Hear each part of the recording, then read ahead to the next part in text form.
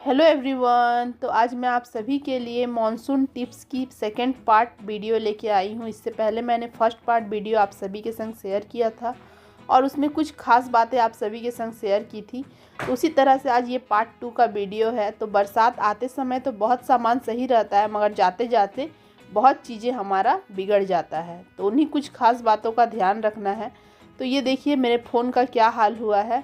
मैं 1-2 दिन बरसात में बाहर गई थी और मैंने बहुत ही बचाव किया था अपने फ़ोन का, मगर चाहे हम कितना भी बचा लें, थोड़ा भी मॉइस्चर वगैरह लग जाता है तो फ़ोन ख़राब हो जाते हैं। तो इसलिए आप जब भी बाहर जाएं तो एक जिप लॉक प्लास्टिक का इस्तेमाल करें, अपने पर्स में हमेशा कैरी करें, क्योंकि कुछ रहे ना रहे फ़ोन को बचाना बहुत ज़्यादा ज़रूरी रहता है, क्योंकि फ़ोन तो हमारा थोड़ा मोड़ा पैसे का होता नहीं है। और ये देखिए ये मेरा डिस्प्ले ख़राब हो गया, थोड़ा सा पानी गया, अदरवाइज़ मेरी सनाया फ़ोन को मुंह में डालती थी, उसका भी कारण है। तो मुझे एक झटका में 1500 रुपये का धक्का लग गया। सो आप लोग इस बात का ध्यान रखें, हमेशा अपने संग एक जिप लॉक प्लास्टिक कैरी करें। तो चलिए अब नेक्स्ट टिप्स की ओर चलते हैं। तो मुझे बुक वगैरह पढ़ना काफ़ी अच्छा लगता है। तो मैं शादी से पहले ये जीके वगैरह का बुक पढ़ती थी जब मैं जीडी वगैरह एग्ज़ाम देती थी। तो बट अभी सनाया जब से हुई है मुझे बिल्कुल से बुक पढ़ने का समय नहीं मिलता है, और इधर मैं वीडियो वगैरह भी बना रही हूँ तो और भी समय नहीं मिलता। सो अभी मैं इस बुक को अच्छे से संभाल करके रख दूँगी, क्योंकि बरसात का टाइम में क्या होता है, बुक का जो तल है जो नीचे की ओर रहता है वहाँ फंगस लग जाते हैं और देखिएगा किताब वहाँ से फटना स्टार्ट हो जाता है, खुद ही नरम सा हो जाता है उसका पेजेस वगैरह। इसलिए मैं उसे अच्छे से सेव करके रख दे रही हूँ एक प्लास्टिक में करके। आप चाहे तो इस तरह का विजिबल प्लास्टिक हो आपके घर में, तो जो बुक कम इस्तेमाल हो रहा है उसे रख सकते हैं, क्योंकि ज़्यादा दिन तक बुक इसी तरह से पड़ा रहे तो वो खुद ब खुद फटना स्टार्ट हो जाता है। अगर इस तरह का विजिबल प्लास्टिक हो तो आप रख सकते हैं। फ़िलहाल के लिए मेरे पास नहीं था, इसलिए मैं उसे उस तरह का कलरफुल प्लास्टिक में रख दी। अब चलिए नेक्स्ट टिप्स की ओर बढ़ते हैं। तो मैंने इससे पहले की वीडियो में दिखाया था, मैं कपड़ा वगैरह इसी तरह से चेयर कूलर पे डाल देती थी रात के टाइम में, गीला कपड़ा। बट हस्बैंड ने मुझे इस तरह के हुक का एक इलास्टिक ला दिया, जो अभी कपड़ा टांगने में मुझे बहुत ज़्यादा सुविधा होता है और कपड़ा इधर उधर भी पड़ा नहीं रहता। और रात के टाइम में मैं इस इलास्टिक को इस तरह से टांग देती हूँ और जो भी गीला कपड़ा रहता है इसमें अच्छे से डाल देती हूँ, तो कपड़े अच्छे से सूख भी जाते हैं और सुबह के टाइम में मैं उसे खोल लेती हूँ। तो घर में हमेशा इस तरह से कपड़ा झूलता हुआ भी नहीं रहता और रात के टाइम में कपड़ा भी सूख जाता है। तो ये इलास्टिक काफ़ी सुविधाजनक है। नेक्स्ट देख लेते हैं। ये देखिए नेफ्थोलिन बॉल। नेफ्थोलिन बॉल जो है वो ज़्यादा महंगा नहीं पड़ता, सस्ता ही पड़ता है। और ये बॉल तो हम लोग मैक्सिमम टाइम में अलमीरा वगैरह में जो कपड़े रहते हैं उसमें तो हम लोग डालते ही हैं। संग में इस बरसात के टाइम में जो हम रेगुलर बेस पे कपड़ा पहनते हैं उसमें से भी एक गीला गीला सा स्मेल आता है, इसलिए मैं उसमें भी 1-2 बॉल डाल देती हूँ। तो मैं खुद के कपड़े में, सनाया के कपड़े में 1-2 बॉल वगैरह डाल करके रख देती हूँ, जिससे पहनते वक्त अनकंफर्टेबल फील ना हो। कोई गंदा सा स्मेल आने से बहुत अनकंफर्ट लगता है। और जो ड्रेसिंग टेबल के अंदर भी जो कपड़े पड़े हैं मैं उसमें भी 1-2 बॉल डाल दे रही हूँ। इससे अच्छा सा एक फ्रेगरेंस आता है, तो काफ़ी अच्छा लगता है, कंफर्टेबल होता है पहन। तो चलिए अब आगे बढ़ते हैं अगले टिप्स की ओर। तो ये जो बैग है ये मैं रेगुलर बेस पे यूज़ करती हूँ, बट अभी मेरा कहीं जाना नहीं हो पा रहा है। इस बरसात में मैं सनाया को लेकर के कहीं बाहर नहीं जा रही हूँ, और मैं बाहर से कभी भी आती हूँ तो ये बैग को एक दीवार में इस तरह से टांग देती हूँ। तो दीवार में पड़े पड़े इसके फंगस लगने का भी चांसेस बढ़ जाता है, और ज़्यादा इस्तेमाल नहीं हो रहा तो और भी ज़्यादा चांसेस है फंगस वगैरह लगने का। इसलिए मैं इस पर एक मॉइस्चराइज़र का लेयर लगा दे रही हूँ, और संग में इसके चेन में मैं थोड़ा सा ऑयल डाल दे रही हूँ, जिससे इसका चेन स्मूथली काम करे। अगर आप भी इस तरह के रेस्किन का बैग इस्तेमाल कर रहे हैं तो आप मॉइस्चराइज़र का लेयर लगा दीजिए, तो आपका बैग भी मॉइस्चर वगैरह से सेफ़ हो जाएंगे। चलिए अब चलते हैं अगले टिप्स की ओर।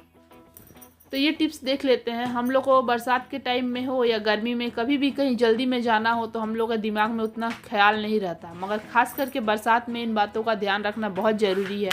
अगर हम कोई इम्पॉर्टेंट डॉक्यूमेंट्स, कोई कागजी सामान अपने संग कैरी कर रहे हैं तो उसको डायरेक्ट ही बैग में ना डालें, क्योंकि बरसात का टाइम में कब पानी आ जाएगा, कब वर्षा होने लगेगा तेज़ी से, तो हम लोग कितना भी छुपने का कोशिश करें देखेंगे हमारा थोड़ा भी ना थोड़ा गीला हो ही गया है। तो जब भी इस तरह का डॉक्यूमेंट्स ले तो एक प्लास्टिक के अंदर ही रखें। चलिए अब नेक्स्ट देख लेते हैं। तो मेरी जो सनाया है 1 साल 1.5 साल की है मेरी सनाया, तो वो हमेशा बेड पे गीला कर देती है, कभी भी वो टॉयलेट कर देती है। इसलिए मैंने अपने मैट्रिक्स की सुरक्षा के लिए कुछ ऑनलाइन मंगवाया है, तो आप सभी के संग शेयर भी कर रही हूँ। तो ये जो है ये है मैट्रिक्स प्रोटेक्टर। ये मैंने मीशो से मंगवाया है और ये मुझे बहुत ज़्यादा महंगा नहीं पड़ा, अच्छा ही दिया है। इसमें चारों कोना में इलास्टिक लगा हुआ है। तो मैं कोई पेड प्रमोशन वीडियो नहीं बना रही हूँ, बस मैं ख़रीदी हूँ और आप सबके संग शेयर कर रही हूँ। तो ये ज़्यादा महंगा नहीं पड़ा, ये मात्र 130 रुपये का आया है। और मैंने इसके ऊपर एक मोटा सा चादर बिछा दिया और उसके ऊपर मैं चादर बिछा दे रही हूँ। तो ज़्यादा से ज़्यादा क्या होगा, टॉयलेट करेगी तो मैट्रिक्स मेरा प्रोटेक्ट रहेगा।